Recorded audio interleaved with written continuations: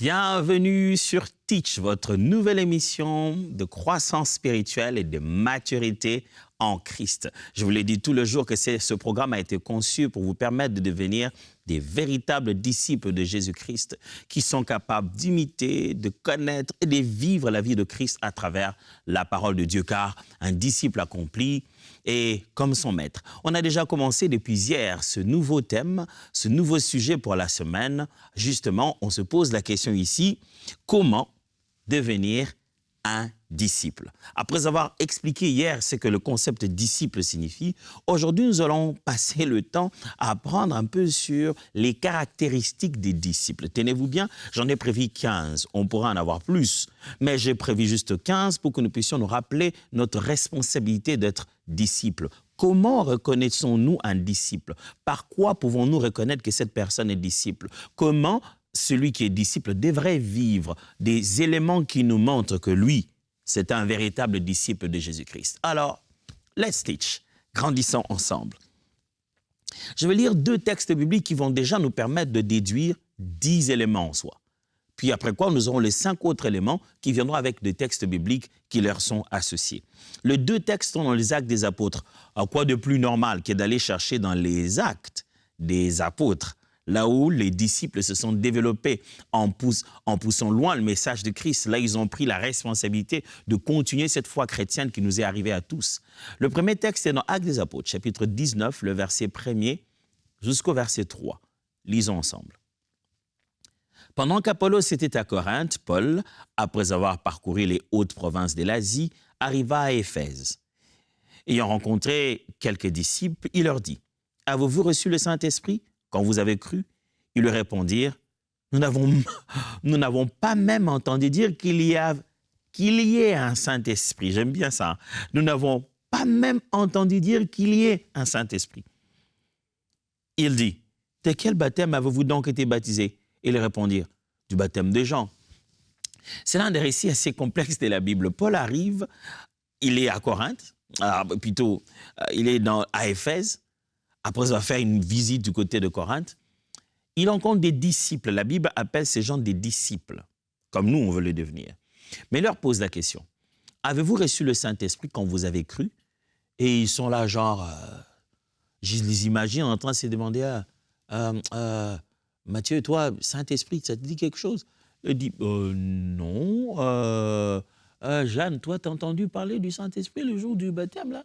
Non, on n'a même pas entendu dire qu'il y avait Saint-Esprit. Vous imaginez, disciples, et vous n'avez jamais entendu parler du Saint-Esprit? Et attendez, ils ne sont même pas au XXIe siècle, là. C'est encore très récent que Jésus est mort, ressuscité, l'effusion de l'Esprit. On parle de Paul, on parle dans la Bible des gens qui n'ont jamais entendu parler du Saint-Esprit, mais qui sont considérés être disciples de Jésus. Alors Paul leur pose la question, mais de quel baptême avez-vous été baptisés? C'est là qu'ils se disent, bon, nous, on a été baptisés du baptême de Jean. Lisons Actes des Apôtres, cette fois-ci toujours, chapitre 2, mais du verset 41 jusqu'au verset 47. Chapitre 2, verset 41, verset 47, c'est juste après l'effusion du Saint-Esprit. Lui qui est en train de décrire l'ambiance et la vie des apôtres. Ceux qui acceptèrent sa parole furent baptisés. Et en ce jour-là, le nombre des disciples augmenta d'environ 3000 âmes. Ils persévéraient dans l'enseignement des apôtres, dans la communion fraternelle, dans la fraction du pain et dans les prières. La crainte s'emparait de chacun et il se faisait beaucoup de prodiges et des miracles par les apôtres. Tous ceux qui croyaient étaient dans le même lieu et ils avaient tout en commun. Ils vendaient leurs propriétés et leurs biens et ils en partageaient le produit entre tous selon le besoin de chacun. Ils étaient chaque jour tous ensemble assidus au temple. Ils rompaient les pains dans les maisons et prenaient leur nourriture avec joie et simplicité de cœur, louant Dieu et trouvant grâce auprès de tout le peuple. Et le Seigneur ajoutait chaque jour à l'Église ceux qui étaient sauvés. Vous voyez, ça c'est le véritable climat des disciples. Parce que disciples, maîtres, ça se vit à la maison, ça se vit, ils rompaient les pains à la maison. J'expliquais ça la dernière fois. Alors, dédions de ces 2 textes quelques caractéristiques qui vous permettent de reconnaître un disciple. Je voulais juste rester sur ces textes, mais ces vérités vont se répliquer dans beaucoup d'autres textes bibliques, dans les épîtres, vous pouvez le vérifier. Et même si vous faites un tour vers l'Ancien Testament, vous verrez que c'est plus ou moins la même chose. Qu'est-ce que c'est qu'un disciple? Comment on reconnaît un disciple? Première caractéristique, numéro 1, c'est celui qui a cru en Jésus, croire en Jésus-Christ. C'est la porte d'entrée. Pour devenir disciple, il faut croire en Jésus-Christ. Mais la question de croire en Jésus-Christ, avec les quelques temps que je fais à exercer les ministères, je me suis rendu compte que à la fin du moment où je fais un appel au salut, les gens sont un peu confus quand on leur demande de croire au Seigneur Jésus. Surtout quand on leur dit « donnez votre vie à Jésus ». Ils sont un peu perdus. Le langage est tellement imagé qu'ils ne savent pas c'est quoi. Nous sommes dans l'ère de l'intellectualité, de la science, du développement de la technologie. Certains concepts comme ça prêtent à confusion. Mais je veux que vous puissiez savoir que quand la Bible utilise le mot « croire en Jésus-Christ », ça signifie avoir une adhésion intellectuelle de ces faits historiques. C'est-à-dire, vous devez croire en réalité, adhérer intellectuellement au fait que Jésus a vécu, il est né, mort et ressuscité. Vous devez, ça, ce n'est qu'au niveau d'abord juste de l'intellect. Ça, c'est le premier niveau. Et puis après, avoir une conviction personnelle de sa naissance, sa mort et sa résurrection. Maintenant, ce n'est pas seulement que vous croyez que les récits est vrai, l'histoire est réelle, mais dans votre cœur, vous savez que ce qui est dit dans la parole de Dieu sur lui n'est pas un mensonge. Vous êtes convaincu qu'il y a bel et bien eu un individu sur la terre appelé Jésus, mort, né de quelle naissance, vécu de quelle manière, mort de quelle manière et ressuscité. Ça, vous devez adhérer personnellement dans votre cœur que c'est vrai. Ce n'est plus une question à poser. Et puis après, vous devez aussi avoir une décision de conversion permanente à pratiquer son enseignement. C'est tout ça, c'est que ça veut dire aussi croire en Jésus. Maintenant, vous devez arriver à un niveau où vous dire, OK, à partir d'aujourd'hui, je décide que mon ancienne vie était mauvaise. L'exemple qu'a donné ce monsieur sur la terre, c'est comme ça que moi, je dois devoir vivre ma vie. Vous êtes convaincu et pas de retour en arrière. C'est fait une bonne fois pour toutes et pour toujours, que votre vie doit être basée sur l'enseignement de ce fameux Jésus en qui vous avez cru. Et en fin de compte, une expérience personnelle d'une relation quotidienne avec lui en esprit et en vérité. Vous arrivez maintenant à avoir une expérience personnelle. Vous ne savez pas seulement que Jésus existait, vous ne croyez pas seulement à son enseignement, vous n'avez pas seulement décidé d'abandonner votre ancienne vie, mais vous vivez tous les jours en conscience que vous avez une relation avec Jésus. Vous parlez à Jésus, Jésus vous parle. Vous décidez de vivre cette vie-là, c'est ce qu'on appelle croire en Jésus. Un disciple reconnu parce qu'il croit en Jésus. Les premiers disciples, c'était facile, ils devaient croire à un prédicateur qu'ils voyaient. Mais plus il n'était pas là, plus on ne le voyait pas physiquement, plus la définition que je viens de vous donner ici de croire prend tout son sens. 2. Être baptisé d'eau. À l'époque de Jésus, je parle de deuxième caractéristique d'un disciple, à l'époque de Jésus, les gens qui venaient à Jésus avaient déjà un baptême pour la plupart. C'était celui de Jean. Parce que Jean a préparé le chemin. Il dit, c'est la voix de celui qui préparait le chemin, en disant, préparez le chemin. Alors, et donc, la plupart des gens étaient baptisés par Jean pour leur repentance. Mais quand Jésus arriva, vous allez lire dans les évangiles, que les disciples de Jésus ont commencé aussi à baptiser des gens, physiquement. Ils baptisaient d'autres personnes. Mais Jésus lui-même ne baptisa pas. Les disciples, eux, baptisaient d'eau pour devenir aussi disciples de Jésus-Christ. C'est seulement après sa mort et sa résurrection que Jésus donne l'ordre maintenant de commencer à baptiser des gens en son nom. Ce n'est plus le baptême des gens pour la repentance, mais c'est pour le baptême pour dire que vous êtes devenus enfants de Dieu. Oui, vous avez bien entendu le mot baptême. Baptême, il n'y a pas de 36 façons d'expliquer le mot baptême. Baptême va vraiment dire baptême.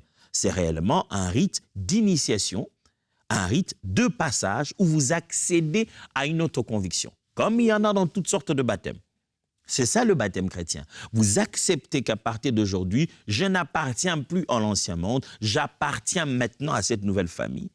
Je suis mort et par ce geste physique, ressuscité en Christ, je crois que je ne suis plus de l'ancien royaume, j'appartiens maintenant à un autre royaume. C'est vraiment ça le baptême. Vous ne pouvez pas devenir disciple d'une quelconque forme de regroupement spirituel sans passer par un rite de passage. Et ce rite de passage chrétien s'appelle le baptême. Et celui qui croira, qui sera baptisé, sera sauvé, dit la Bible. 3. Recevoir le Saint-Esprit.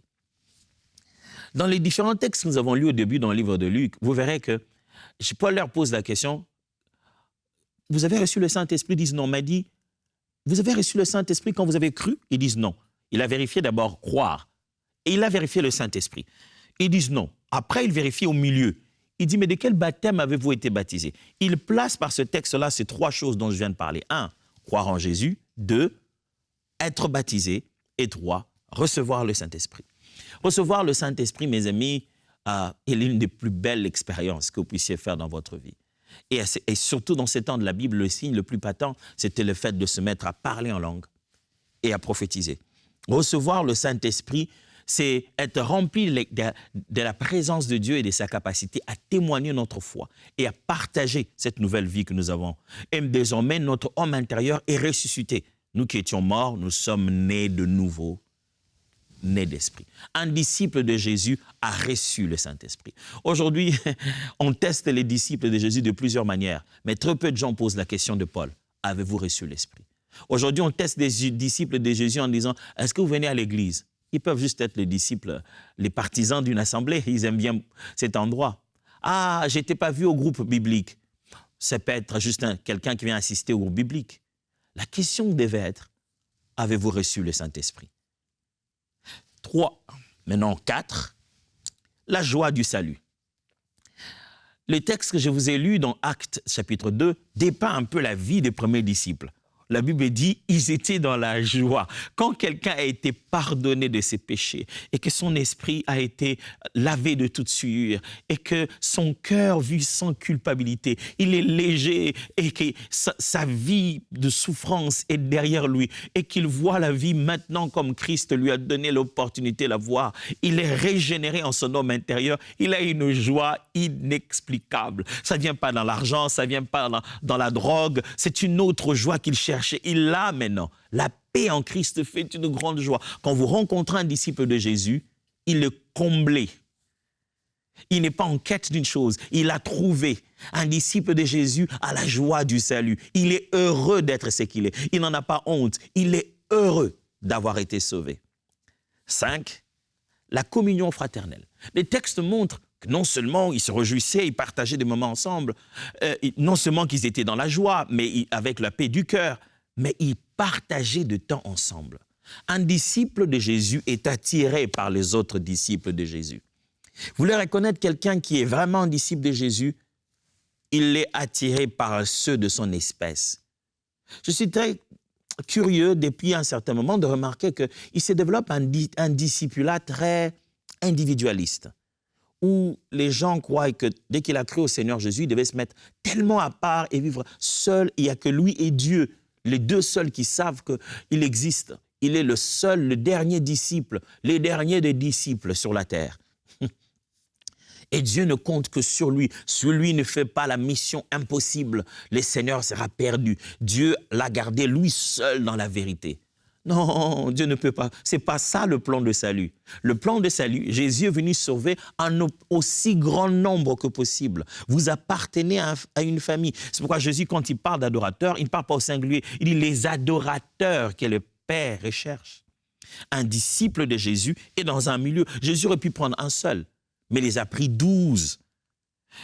La beauté du discipulat, c'est de vivre dans la communion fraternelle. Vous ne maintiendrez pas votre vie spirituelle en vivant seul. La communion fraternelle est une caractéristique d'un disciple. Vous voulez voir un disciple de Jésus? Là où vous les voyez en groupe, il doit être là.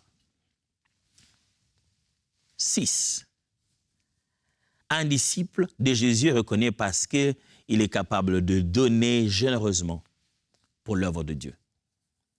Distribuer les biens matériels des disciples aux autres disciples ou aux enseignants, contribuer à la mission, aux besoins des nécessités, ces choses n'ont jamais été des problèmes dans la première Église.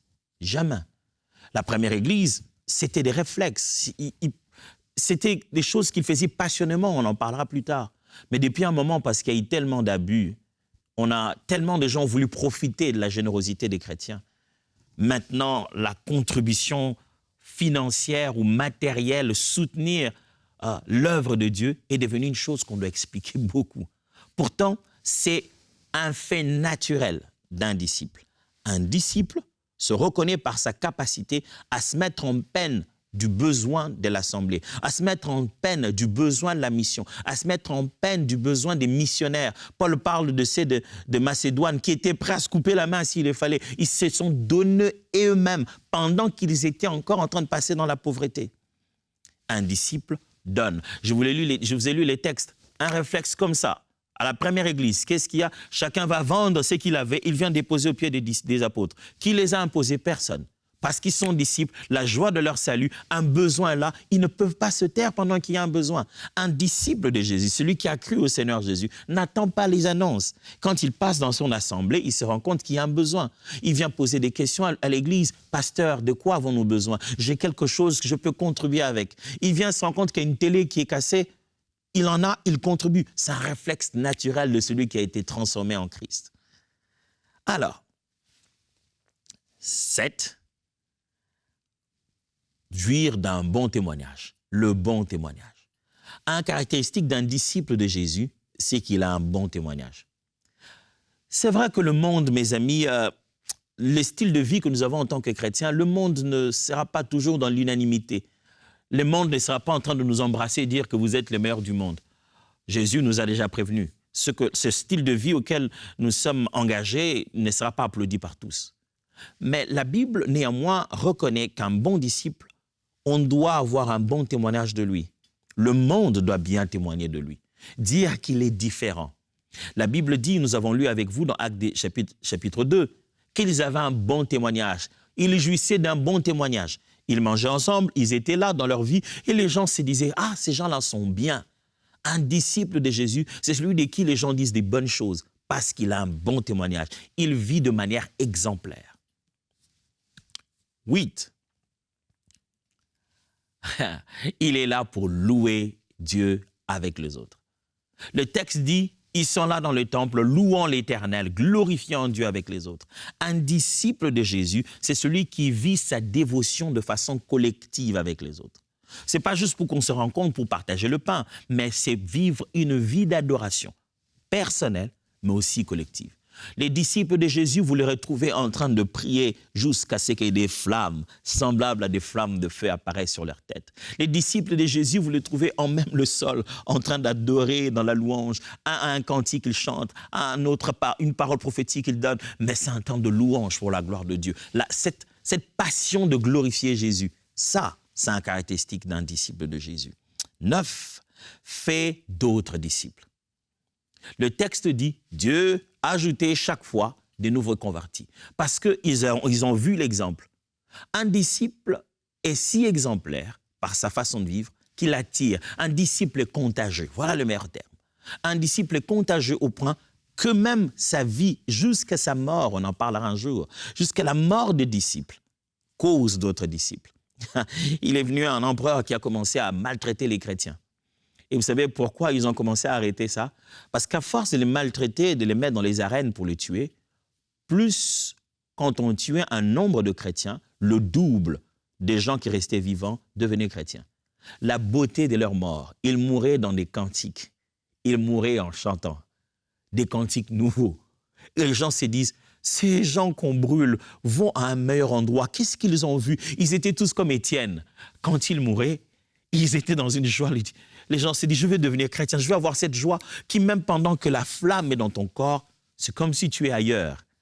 Un disciple de Jésus fait des disciples par sa vie, par l'évangélisation, par le message. Lui-même, il reproduit ceux de sa race. 10.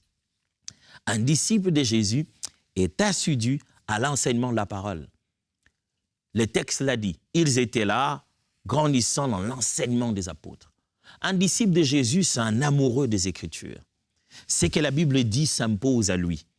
Il ne questionne pas les Écritures. Il n'est pas là pour débattre, questionner dans le mauvais sens, je vais dire ici.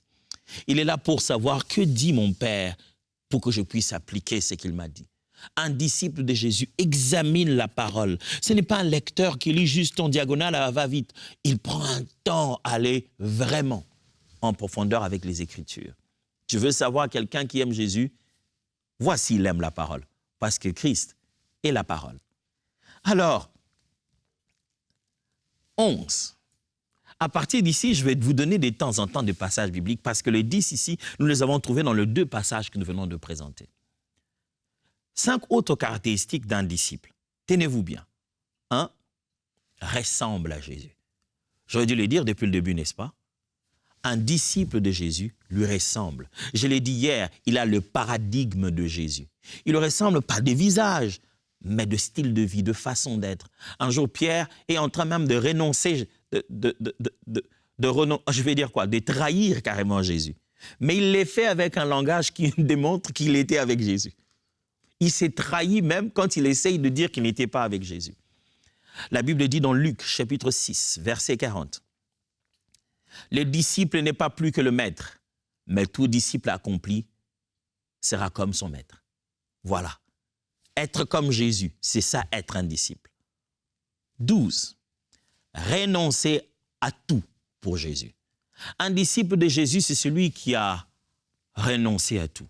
Renoncer au monde. La Bible parle même de renoncer à sa famille. C'est-à-dire, dans la vie des disciples, il y a toujours la famille, il y a le monde, il y a le travail. C'est 3 aspects de notre vie. L'occupation, le monde qui nous entoure à côté de nous, ainsi que la famille. Mais à tout ça, un disciple doit dire, Jésus, pour toi, je veux te suivre, toi et toi seul. Luc chapitre 14, verset 33 le dit. Ainsi donc, quiconque d'entre vous ne renonce pas à tout ce qu'il possède ne peut être mon disciple. Quelques versets plus tôt, il dit, celui qui ne renonce pas à sa famille, à son père et sa mère, ne peut pas être mon disciple. Un disciple de Jésus a renoncé. Est-ce que tu as renoncé? Si tu ne renonces pas au monde, si tu ne renonces pas à ce qui t'entoure, si Christ ne devient pas plus important que tout. Il y a des gens qui ont même du mal à renoncer juste à un match de foot. Quand il y a un match de foot à la télé, on le sent partagé. Je ne dis pas que je suis contre nos passions, contre des hobbies. Mais il y a des moments où cette question se pose. As-tu renoncé? 13. Maltraité comme son maître. Oh oui, parmi les caractéristiques d'un disciple de Jésus, il existe le fait d'être rejeté par les siens. Jésus nous a promis que le monde nous traitera comme lui. Matthieu chapitre 10, versets 24 à 25. Matthieu 10, 24 à 25. Le disciple n'est pas plus que le maître, ni le serviteur plus que son Seigneur. Il suffit au disciple d'être traité comme son maître et au serviteur comme son Seigneur. S'ils ont appelé le maître de la maison Belzébul, à combien plus forte raison appelleront-ils ainsi les gens de sa maison? Jésus qui nous prévenait, si moi, ils m'ont traité de possédé de démons, et vous pensez que vous traiteront de quoi? Si moi, en faisant ces miracles, ils ont dit que j'étais avec Satan, vous pensez qu'ils vous prendront pour normal? Non, ils penseront que votre zèle et votre vie de prière et vos tralala de Jésus, c'est une bigoterie, vous êtes dans un grand dadaïsme. Qu'est-ce que vous racontez là? C'est du fanatisme et vous faites des trucs bizarres. Ils vous appelleront bizarre pendant que vous êtes la norme. Jésus a prévenu. Un disciple de Jésus n'est pas accueilli par tout le monde avec joie.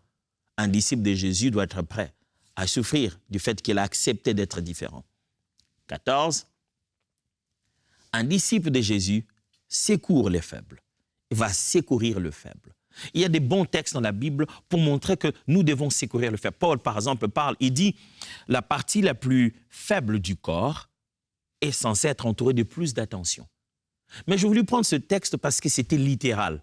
Le geste qu'ont posé les disciples autour de Paul, qui venait de souffrir, on l'a frappé, on l'a tabassé. Comment ils sont venus au secours de lui? Ça m'étonne qu'aujourd'hui, les disciples de Jésus, quand il y a un problème, au milieu d'eux, ils sont les premiers à en parler, à mettre YouTube et à faire propager la nouvelle. Pendant qu'un disciple de Jésus court vite pour protéger l'un des membres de la famille s'il est faible, s'il s'est fatigué, s'il a perdu force, s'il a perdu la détermination. Lisons le texte. Actes des Apôtres, chapitre 14, versets 19 à 20. Alors survinrent d'Antioche et d'Icône des Juifs qui gagnèrent la foule et qui, après avoir lapidé Paul, le traînèrent hors de la ville, pensant qu'il était mort. Deux fois dans l'Église, je vois déjà des gens sont abattus par des situations difficiles de leur propre vie. Le diable les a laissés là-bas pensant qu'ils sont morts déjà. Il va en finir avec eux. Combien de fois, nous, à l'Église, nous ne prenons pas les quelques disciples qui sont déjà presque morts? On va encore les accabler par des calomnies, par des gens qui veulent dire « Ah ouais, moi, je savais qu'il allait finir comme ça. » Mais écoutez ce que les disciples ont fait. Mais les disciples l'ayant entouré, il s'éleva et entra dans la ville. Le lendemain, il est parti pour Derbe avec Barnabas. Les disciples sont venus l'entourer. Les disciples sont ceux qui viennent entourer celui qui est faible. Mon frère, si tu es disciple et que tu es faible, tu ne trouveras pas de secours ailleurs. Va là où ceux de ta race se rassemblent. Parce que les autres disciples de Jésus sont là pour courir, rattraper ceux qui sont faibles. Vous savez, dans la course, nous, enfants de Dieu, on ne dit pas « Ah, lui, il est tombé, je le laisse derrière. » Non, non, non, non, non, non, non. Jésus nous a appris que nous sommes de la race de ceux qui cherchons la brebis, qui abandonnons même les 99 à la recherche d'une brebis. Et enfin, un disciple de Jésus, numéro 15, caractéristique, c'est qu'il est au service de l'Église locale. Actes des Apôtres, chapitre 6, versets 2 à 3. Les 12 convoquèrent la multitude des disciples et dirent « Il n'est pas convenable que nous laissions la parole de Dieu pour servir aux tables. C'est pourquoi, frères, choisissez parmi vous 7 hommes de qui l'on rende un bon témoignage, qui soit rempli du Saint-Esprit et de sagesse, que nous chargerons de cet emploi. » Il y a un problème à l'Église, la distribution ne se fait pas bien pour les veuves. Certaines veuves se plaignent en disant « Oh, il y a partialité ici, on dirait qu'on en donne plus à d'autres qu'à nous. » Les apôtres se disent « Mais franchement, on ne va pas abandonner la prédication de l'Évangile. Il faut que d'autres personnes s'occupent de ça. » Un disciple de Jésus est prêt à donner le coup de main dans l'œuvre de Dieu. Mon frère, vous ne devez pas vous sentir bien, ma sœur. Vous ne devez pas vous sentir heureux de venir à l'Église et d'avoir l'habitude d'utiliser ces termes. Je suis membre simple. Membre simple, simple membre, ça signifie quoi? Il y aurait des membres composés? Le mot simple vous paraît être de l'humilité. Mais le mot simple veut dire que vous ne touchez pas à l'œuvre. Vous ne participez pas. Ça veut simplement dire que vous êtes loin de l'œuvre. Le mot simple qui se colle à vous en tant que membre, ce n'est pas de l'honneur. Ça veut dire que vous êtes inactif dans le royaume de Dieu. Vous pensez que Jésus n'avait pas besoin de vous quand il est allé vous chercher dans vos péchés. Souvenez-vous de cet homme qui était rempli d'esprits mauvais. Quand il était guéri, il a dit « Je vais aller avec toi ». Êtes-vous au service de l'Église locale? Il y a des choses à faire. Pasteur, moi, je n'ai pas le temps. Il y a des choses que ceux qui n'ont pas le temps seuls font. Mais d'une manière ou d'une autre, il y a quelque chose à faire dans l'Église locale où vous êtes. Si vous êtes un disciple, retroussez-vous les manches. Travaillez pour l'œuvre de Dieu. Voilà, on a réussi à tenir les défis. J'ai parlé des 15 caractéristiques des disciples de Jésus. Pourquoi? Parce que nous sommes justement dans cette série pendant cette semaine pour parler de comment être un disciple. Aujourd'hui, le but, c'était de parler des choses qui distinguent les disciples de Jésus-Christ. J'en ai rappelé que 15, mais c'est pour susciter davantage notre conscience, que nous puissions nous souvenir qui nous sommes censés être et demander surtout au Saint-Esprit de nous aider à maintenir cela dans la bonne voie. Et j'espère vous voir déjà demain, parce que demain, on va continuer ce qu'on a commencé. On va commencer à parler de comment vivre en disciple de Jésus. Ça, c'est vie comment être un disciple de Jésus. Let's teach. Grandissons ensemble. Dieu vous bénisse.